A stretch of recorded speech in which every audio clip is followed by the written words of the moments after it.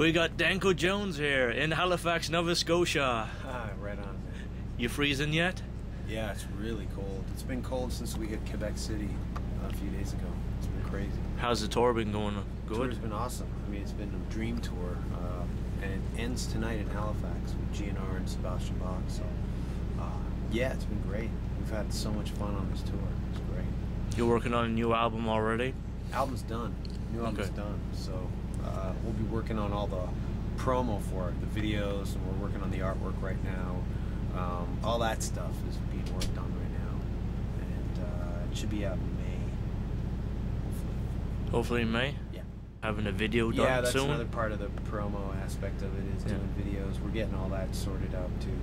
So the single's already chosen and all that? No. Not yet? Oh. No, there's a few within our camp. There's a few people who think this song should be it, and the other people think it should be another song, and then there's a third one in the running. So that's a good problem to have, you know. Awesome problem. It would be a bad scene if everyone knew that it was just this one song. Yeah. That was the single. So I usually let people pick out the singles and stuff, but sometimes when I feel that a song really has what it takes, I put my 2 cents in. I let other people usually decide that, because usually, I mean, you're so close to the songs, you don't really have a proper perspective on it. Shit, man, my job's done. You know, our job's done when we finish the record. So as long as the song made it onto the record, I'm happy. How's the guitars staying in tune in this weather? Oh, it's fine. They do good? Yeah, it's fine. From transportation, from town to town? Yeah, no, it's cool. Everything's cool? Yeah. No, it's the least of our problems.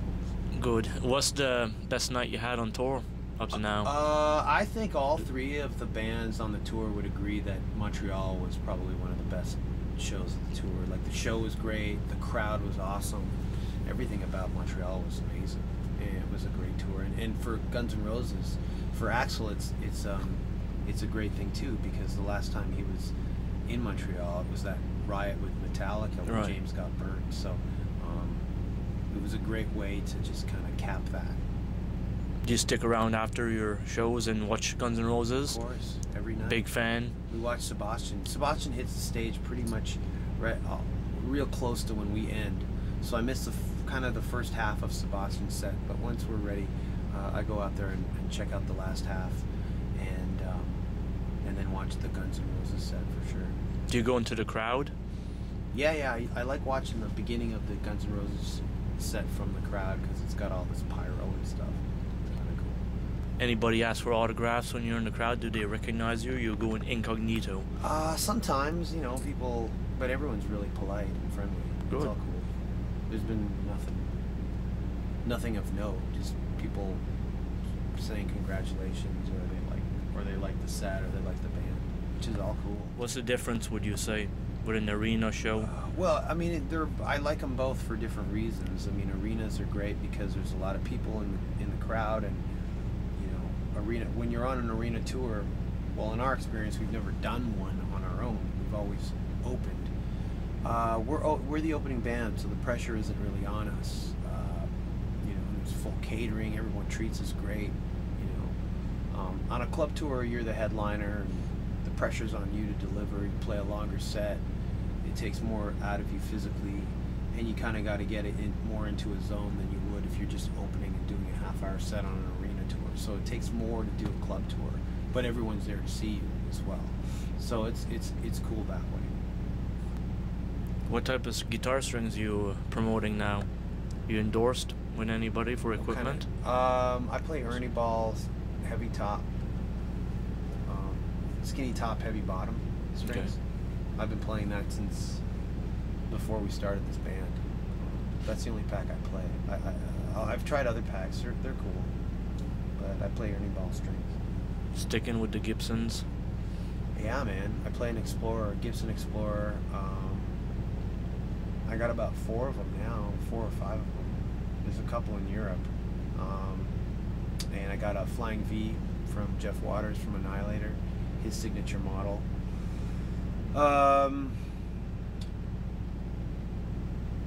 Yeah, I got about 12 or 13 or 14 guitars by now.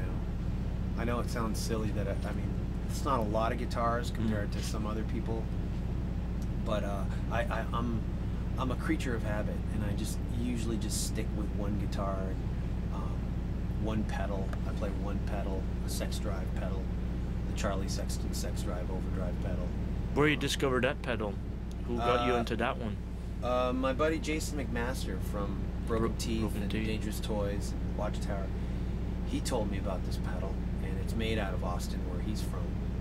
So I was in bad need of a new overdrive pedal at the time, so I tried it out, and that was 5 years ago, and I really, really love it. I'm on my second one now.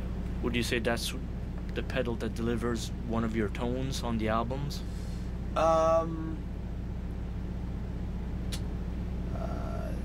Yeah. Because you do have a distinct guitar tone. When we're doing records and playing live, they're two different mediums, two different animals. When you're doing a record, all is fair. You know, all options are on the table. And things that you do live and on tour don't necessarily translate well in the studio. Like, I don't play the amps necessarily that I play live. They sound great live, but sometimes in the studio they don't. Same with my guitars. I used to play a Telecaster for years, and whenever we do records in studios, it just sounded like crap. My main live guitar just sounded like shit. So that's when I started incorporating more Gibsons, and that's just how it ended up with me playing a lot of Gibsons now. So all bets are off when you go to the studio. But when you're on the road, I definitely have a setup that I don't like to veer off from. An Explorer, Gibson Explorer, a certain kind of strings, certain pedal, certain setting on my high watt. I play a high watt rig, guitar rig and stuff. So, you know, that doesn't really change too much. But in the studio, all bets are off, man. Whatever sounds great works, you know. I do have a guitar tone, but it's only in my head. Okay. It doesn't really matter what guitar will make that happen. It's whatever that sound is in my head, I'll know it when I hear it. So, can you go and just play throughout any amp? Let's say you're going on tour overseas, your equipment's going to be different there. Yeah, sometimes we do use backline for fly-ins and stuff, and we have requests that we put in. Sometimes they're met. Like, sometimes I can get a high watt rig. I always play my own guitars, though. We bring our guitars, but we sometimes have to play different amps. And over the years, I've gotten used to other kinds of amps, but I usually mainly use a high watt if I can. If not, and there's a JCM, we make a request on a certain JCM Marshall head. If they don't have that, and you're just left with this certain kind of JCM head, then you got to do the best with what you're given, and it's fine. What we're going to see tonight for Danko Jones music? Our songs played by us. All the video singles and stuff? Well, no, actually, no, not really. Like, playing in Canada and playing in Europe, over the years, the songs are different that people know in Europe than here. In Canada, people know Bounce, and they might know Sound of Love and Lover Call, but those songs to us are like 10 years old, and we've gotten all these other albums out that really never got any airplay, really, in Canada, and yet in Europe we do quite well with them. And we're used to playing those songs, and we would rather have all the people who come to the show hear those songs too. Right. I know people want to hear Bounce and everything, but we only have half an hour, and we want to just hit it with the songs that I think would make the strongest impact. And besides, if we don't play Bounce, I don't think it's really going to disappoint the Guns N' Roses Sebastian Bach crowd. I don't think we're making the difference whether or not we leave off one song that's like, you know, that was up like a C-level radio hit 10 years ago. Yeah. It doesn't really matter. So we just play the songs that I think, well, we like to play, and that get a good response over in Europe, and that we can play and that have impact. New music you're discovering from other artists, obscure artists, or that you're other listening? Artists' albums.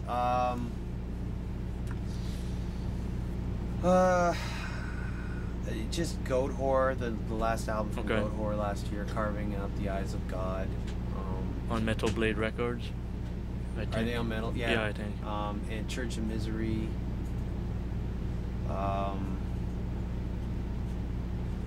There's a whole bunch. I have to hear the new Fear Factory record. I still have to get to that. I mean, in terms of new stuff. Yeah.